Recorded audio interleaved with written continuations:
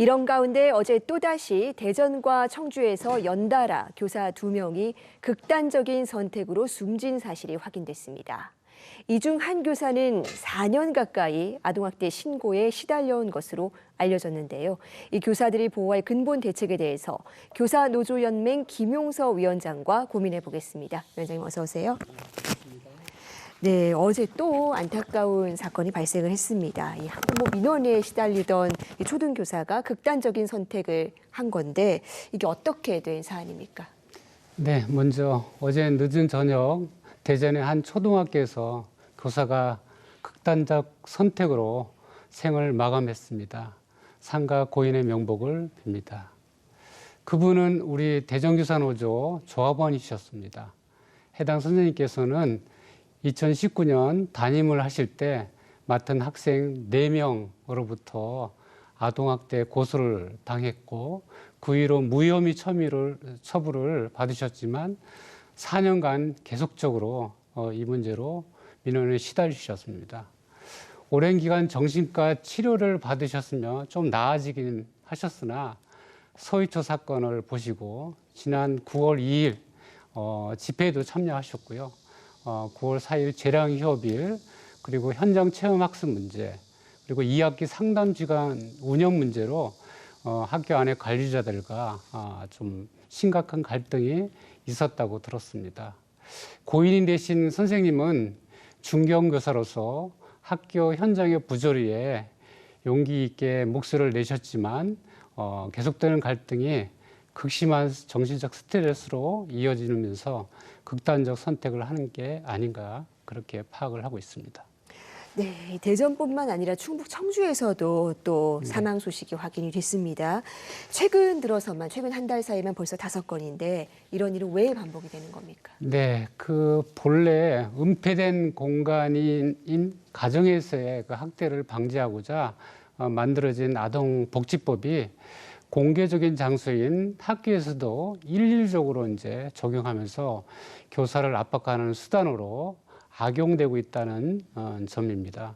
최근에 국회 교육상임위원회 법안심사 소위에서 법령에 따라 실시된 교원의 학생 생활지도는 아동복지법에 따른 아동학대를 보지 아니한다 하는 내용의 유아교육법과 초등교육법 개정안이 여야 합의로 의결되었습니다.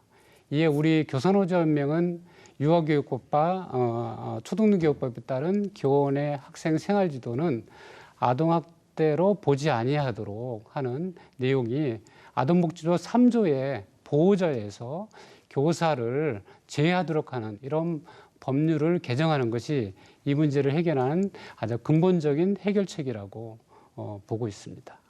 네, 근본적인 대책을 위해서는 결국 이 법 개정이 중요한 상황인데, 근데 정작 이 법과 제도를 마련하는 과정에 이 선생님들 목소리가 소외되고 있다는 지적이 많죠. 네, 그 교육에 지대한 영향을 미치는 입법이 교육 전문가인 교사의 의견이 무시된 채 이루어져 있는 것이 지금과 같은 사태를 만들었다고 봅니다. 교사는 선거에서 투표를 할 수 있지만 선거에 영향을 미칠 수 있는 그 어떤 행위도 할 수 없습니다.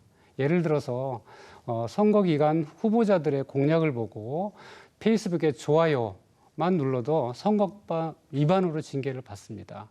거주 지역의 시의회 의원 후보자 공천 과정에서도 교육 공약을 제대로 분석할 수 있는 전문가는 교사임에도 불구하고 정당에 가입할 수 없기 때문에 예비 공천 과정에서 영향력을 행사할 수도 없고 지지하는 후보가 있어도 후원금을 낼 수가 없습니다. 때문에 교육 전문가인 교사는 교육 정책에 대해서도 어떠한 의견을 제시할 수 없고 교사들이 합리적이라고 생각하는 공약을 제시한 후보를 공개적으로 지지할 수가 없는 상황입니다.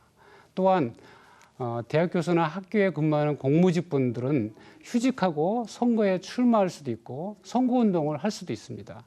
이에 비해 교사들은 직을 내려놓아야만 선거에 출마할 수가 있습니다. 시급하게 교사에게도 정치 시민권을 다시 부여해 줘야 한다고 생각합니다. 이 같은 교사들의 기본적인 권리에 대해서 논의하는 토론회가 오늘 열렸습니다. 어떤 논의가 이루어졌습니까? 네, 7월 18일 이후 서희초 사건의 진상규명과 교육활동 보호를 위한 입법 촉구를 했음에도 불구하고 그 대안이 교사들에게 피부로 와닿지 않는 이유는 그동안 교육당국과 입법기관이 학기 헌정의 정서와 필요를 경험하지 못한 일반 행정관례들에 의해서 교육정책이 좌지우지되어 왔기 때문입니다. 이는 지난 4일 교육부 장관님도 인정한 부분이며 주 1회 현장교사를 만나겠다고 하는 것도 이런 연유입니다. 하지만 이것만은 부족합니다. 전국 50만 교사들이 교육 전문가임에도 불구하고 교육 정책이나 입법 과정에 참여하지 못한 결과가 교권 추락을 넘어서 교사들의 생명을 위협하는 지경에 이르렀습니다. 그럼에도 우리나라는 아직도 60, 70년대 근대적 사고에서 벗어나지 못하고 교육의 중립성이 교사의 정치 배제를 통해 이루어질 수 있다고 생각하는 것이 제일 문제라고 봅니다. 우리의 교육과 교사를 살리기 위해서는 교육의 정치적 중립의 의미를 되돌아봐야 합니다. 교사의 정치 배제가 아니라 교사가 교육을 지배하지 않는 방향의 정치 중립이 온전히 보장될 수 있도록 교사가 교육 입법과 교육 정책에 참여할 수 있는 제도적 방안이 마련되리라고 생각합니다. 네, 교권 대책 관련해서 조금 더 자세히 살펴보겠습니다. 이번 주 월요일에 이 서희초등학교 선생님의 49제가 있었지만 그 뒤로도 안타까운 사건이 반복이 되고 있습니다. 어떤 부분이 개선돼야 될까요? 네, 9월 4일까지 8차례 교사 집회가 있었지만 선생님들께서는 아직도 학교 현장에는 뚜렷한 변화가 없다고 느낍니다.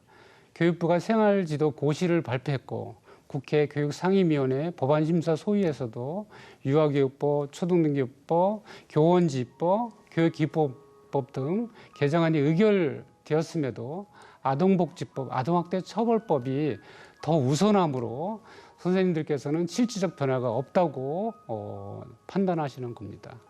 오늘 알려진 2건의 안타까운 사건도 이와 밀접한 관련이 있습니다. 선생님들이 억울하게 교육활동으로 인해 괴롭힘을 당하지 않도록 법으로 안전하게 보장해 줘야 됩니다. 9월 21일 국회 본회의가 열립니다. 사실 올 3월에는 감히 아동복지법 개정을 요구할 수 없었습니다. 그러나 지금 교육 현장에서 여러 선생님들의 극단적 선택이 연이어 발생하고 있습니다. 이 법안이 교사의 생명과 직결되는 문제인 만큼 이제는 국회가 교육위를 넘어서 전방위적인 차원에서 교사의 생존권에 대한 논의를 이어주기를 간절히 바랍니다. 아동복지법은 보건복지위원회, 그리고 아동학대 처벌법은 법제사법위원회 소관입니다. 심도 있는 논의를 거쳐서 9월 21일 국회 본회의에서는 반드시 처리될 수 있기를 소망합니다. 예, 마지막으로 그 어느 때보다 뜨거운 여름을 보내고 계신, 그리고 지금도 어딘가에서 어려운 환경 속에 처해 계신 이 선생님들께 하시고 싶으신 말씀 있으십니까? 네.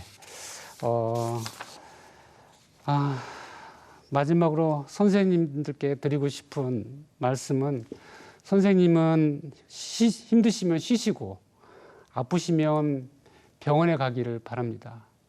혼자 아파하지 마시고, 나만 이상한지 혼자 고민하지 마시고 주변에 도움을 요청하십시오. 우리 교사노조에게도 연락을 주십시오. 선생님을 열심히 돕겠습니다. 네, 감사합니다. 네, 선생님들의 목소리를 정말 이 정책과 입법에 보다 적극적으로 반영할 수 있는 제도적 개선책 시급히 마련되기를 바라겠습니다. 위원장님, 오늘 말씀 감사합니다. 네, 감사합니다.